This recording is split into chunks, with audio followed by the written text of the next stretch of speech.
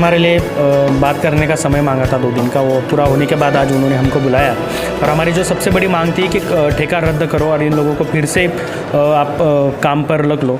तो उन्होंने उसकी टेक्निकली बात हमसे कही और कहा कि जो लोग अभी मानधन पे काम कर रहे थे उनको हम फिर से अभी ठेके में ले लेते हैं, लेकिन हमने उनसे कहा कि हमारे जो लोग हैं ये लड़ाई है उनके चालू रहेंगी।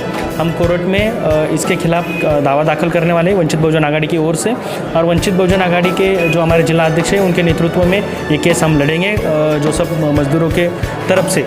दूसरी बात थी कि उन्होंने हमारी 2 चीज़ें आज कमिश्नर साहब ने मांग पूरी कर ली है। उसमें से पहले थी कि जो लोग काम कर रहे हैं उनका पगार बैंक में जमा होना चाहिए और जो लोग जो वार्ड में काम करते थे उसी वार्ड में उन लोगों को फिर से भेजा जाए, ये हमारी मांग थी और वो दोनों मांग पे उन्होंने पॉजिटिवली रिस्पॉन्स देके उसको मान लिया है। हाँ, ठेके के अंदर वो सब पीएफ उनको जो सेफ्टी चीज़ें होती है यानी हैंड ग्लोव्स, मास्क, शूज़ उनको देने के उन्होंने सिक्योरिटी की चीज़ें उन्होंने मान ली है। उनके बाद देखिए अभी ठेका और ये मतलब ये जो चीज़ है ठेका चलाने की, यहाँ के जो प्रशासन मतलब यहाँ के जो पॉलिटिक्स है, चाहे वो कांग्रेस हो, बीजेपी हो, शिवसेना हो या एमआईएम हो, इन लोगों के सब लोगों ने मिलकर ठेका दिया। तो ठेका रद्द करने का अधिकार अगर कमिश्नर साहब को भी हुआ तो वैसा महासभा में ठराव पारित करना होता। यहाँ के लोगों की उनके साथ साठगांठ भाई, इसलिए वो ठेका रद्द नहीं कर रहे हैं। 5 साल के बाद फिर से कोई नया कॉन्ट्रैक्टर आएगा, उसको आउटसोर्सिंग के ज़रिए काम दिया जाएगा। ये लड़ाई सिर्फ प्रशासन की नहीं है, ये लड़ाई पॉलिटिकल लड़ाई है और इसमें सब जो पॉलिटिकल पार्टी मिली हुई है उनके साथ उनके खिलाफ वंचित बहुजन आघाड़ियाँ है।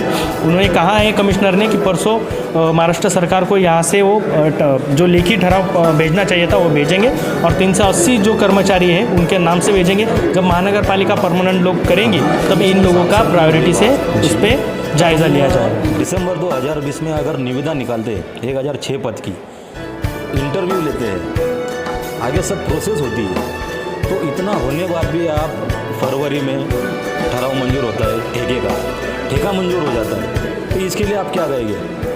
अभी आयुक्त तो साहब ने तो एक ही जवाब दिया, अभी तो मुझे पूरी जानकारी लेना पड़ेगी, अभी तो मुझे कुछ पता नहीं चीज़ का। अभी बहुत सारी इंफॉर्मेशन है अभी कमिश्नर साहब को नहीं है, अभी हमारा ही अपना काम है क्या जो इंफॉर्मेशन कमिश्नर साहब को नहीं है वो अभी अपने को देनी है। और साहब का जो कासार साहब पे जो अविश्वास ठराव मंजूर हुआ था उसकी प्रत भी नहीं है, यानी वो उनको पता ही नहीं है।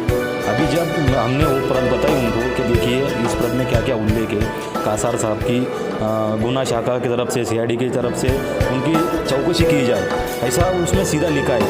और उस वही महासभा के ठराव में लिखा है, अविश्वास ठराव में क्या लिपिक राजू जी खैरनार साहब, लिपिक अनिल जी पारखे साहब, इनकी भी चौकसी की जाए। तो वो तो कुछ हुई नहीं। अभी उनसे वही ताल्लुक से अभी मैंने कुछ सवाल किए तो उनके पास बोलने को कुछ जवाब नहीं थे। अभी उन्होंने यही कहा कि देखते अभी आगे मैं मालूमात निकालता हूँ, उस पर अभी आगे आपको जवाब देता हूँ, ऐसा अभी उन्होंने बोला है। कौन सा अंदाज दूसरा ऐसा है कि आज तक मालेगांव कॉरपोरेशन के अंदर सब कारोबार बोले तो एकदम ये ईंट का है तो पत्थर का है और पत्थर का है तो सीमेंट का, यही पता चलता नहीं। इतना बेकार मालेगांव कॉरपोरेशन का कारोबार है, तो ये वजह से हमने कभी इधर ढूंढ के भी देखा नहीं। और ये जो मेरे जो अल्फाज है, ये अल्फाज है कि उनको अल्टीमेटम है, उनको अल्टीमेटम ऐसा है कि ये गरीब लोगों का पेट और खाने का जरिया उन्होंने डायरेक्ट बंद कर दिया है, इसलिए ये मेरे को ऐसा अल्टीमेटम देना पड़ा। और जो कोरोना महामारी का जो लेटर दिया है, अभी कमिश्नर साहब को हम ये बोलने वाले, ये लोग अगर ठेके पे चढ़ते तो इनको मालेगांव महानगर आयुक्त का लेटर के सही के साथ वो कोरोना योद्धा का लेटर इन्होंने देना चाहिए धीरे धीरे।